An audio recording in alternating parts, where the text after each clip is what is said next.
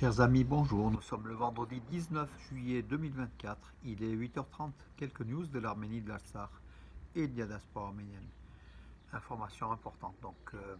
Ça a été confirmé par la vice-secrétaire d'État américain en Arménie. Usra Zeya, qui est en Arménie depuis déjà quelques jours. Elle a affirmé qu'en fait, un représentant de l'armée américaine travaillera au ministère arménien de la Défense. Donc voilà, un représentant permanent qui va travailler au ministère arménien de la Défense. Donc ça confirme une nouvelle fois les liens entre Washington et Yerevan qui se resserrent chaque jour davantage. À l'heure où l'opération militaire en fait conjointe entre américano-arménienne Eagle Partner 2024 est en cours toujours donc en Arménie. L'ambassadrice des États-Unis en Arménie, Christina Quinn, a salué les soldats arméno-américains qui étaient aussi donc de Californie, de sa région natale. Voilà, elle a salué, elle s'est dite heureuse de rencontrer à Yerevan des soldats arméno-américains. Voilà, de sa Californie natale, voilà, lors de l'exercice militaire Eagle Partner 2024. Une nouvelle fois, donc les relations sont très fermes, très proches entre Washington et Yerevan. Alors, l'information, hier, Nicole Pachinian était en Grande-Bretagne. Il participait donc à la rencontre européenne, le 4e sommet de politique européenne, en compagnie de nombreux chefs d'État. Il a aussi rencontré Helmut, le chancelier allemand, il a rencontré aussi de nombreux premiers ministres, représentants de pays. Également Emmanuel Macron. Bien sûr, discussion entre les relations de coopération entre Yerevan et Paris, l'Arménie et la France. Très bonne relation, donc développement de cette coopération. Et le ton, la chaleur entre Emmanuel Macron et le Nicole Pachinian dans les jardins de ce château de Grande-Bretagne prouvait cette amitié, ce renforcement de l'amitié franco-arménienne. Voilà, on ne sait pas ce que Nicole Pachinian a encore demandé à Macron, sans doute, le rapprochement vers l'Europe. La France est un lien, est un trait d'union important pour le rapprochement de l'Arménie avec l'Union européenne, que l'Arménie désire se rapprocher davantage de l'Union européenne.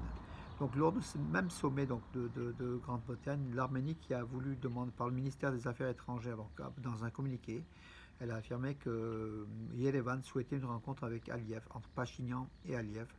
Bakou n'a pas donné de réponse, voilà, mais Yerevan, par un communiqué, a dit que notre proposition est toujours d'actualité, donc voilà, donc à Bakou de saisir l'occasion ou pas, d'une rencontre opportune ou pas, entre Pachinian et Aliyev, le dictateur Aliyev, qui était aussi, mais a priori, il n'a pas fait il ne paradait pas en Grande-Bretagne. Tout le monde sait que ce sanguinaire, président de l'Azerbaïdjan, est, ce qu'il en est. Donc voilà, il était plutôt boudé, alors que Pachinian était plutôt courtisé.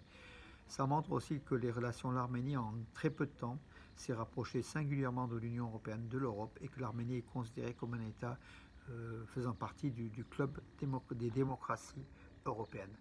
Voilà donc une bonne chose pour l'Arménie. La tête et la main, la statue en fait d'Anaït, la déesse arménienne Anaït antique, en bronze, qui était conservée au musée de Londres, sera en Arménie à partir de septembre. Voilà, pour une exposition durant 6 mois au musée national d'Arménie, la galerie nationale d'Arménie, où vous pouvez visiter, chers touristes, donc rendez-vous en Arménie pour voir cette partie d'une statue en bronze de la déesse arménienne Anaït qui est extraordinaire. Voilà, l'exposition s'appellera Danaït Amairam, Danaït Amari, donc en fait qui est aussi assimilé à la Vierge Marie. Après dans la période chrétienne, Anaït, donc la déesse païenne des Arméniens de l'époque pré-chrétienne, est assimilée à Sainte Marie de la période chrétienne. Voilà donc l'exposition d'Anaït Amari Amariam.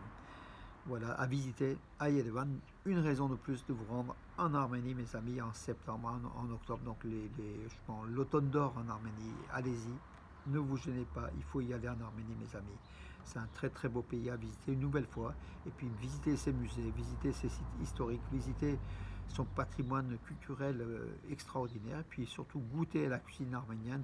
Et puis vous ferez des rencontres très très intéressantes, humaines, chaleureuses et importantes en Arménie en fait. Voilà. On ne repart pas indemne de ces rencontres en Arménie. On a toujours hâte d'y revenir. Voilà, au premier semestre 2024, le capital donc, des banques arméniennes commerciales a augmenté de 11,3%, ce qui est important. Voilà, les banques le font en fait. Les fonds de ces banques ont augmenté. Ça montre un intérêt de plus en plus marqué pour les banques arméniennes qui sont en très très bonne santé. Voilà, donc 11,3%. Et s'élever, en fait, ces fonds s'élevaient, le capital total des banques commerciales d'Arménie s'élevait à 1646 milliards de dirhams, voilà, en augmentation de 167 milliards de dirhams. Voilà, mes amis, donc, une information donc économique sans doute importante. Voilà.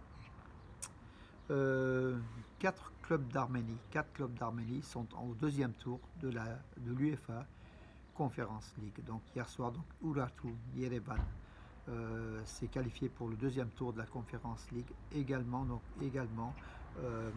Noah Yerevan. Alors pour vous dire les rencontres donc, qu'on a suivies nous en direct de la télévision donc Armenia TV. Ouais, donc il y aura les quatre clubs, donc Noah Yerevan, Urartu Yerevan, Ararat Armenia Yerevan qui était vainqueur de la Coupe d'Arménie qui est qualifié d'office au deuxième tour, et Punic Yerevan qui a perdu au premier tour des qualifications de la Ligue des Champions, qui se retrouve automatiquement au deuxième tour de l'UEFA Conference League. Donc quatre clubs d'Arménie. Voilà, donc hier soir, Noah Yerevan a remporté 2-0, donc 2-1 pardon, contre une équipe de Macédoine du Nord. Et puis Urartu Yerevan contre Kalev, un club estonien.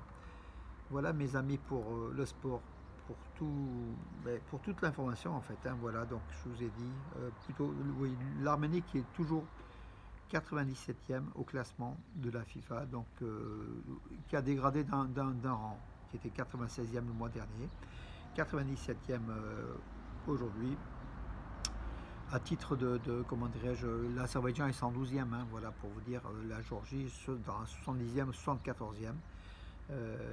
Voilà mes amis. Sur ce, je vous souhaite une bonne journée, de chaleur, de soleil, même très très importante aujourd'hui dans la région sud-est. En tout cas, c'est l'été. Voilà, bonne journée et à demain mes amis.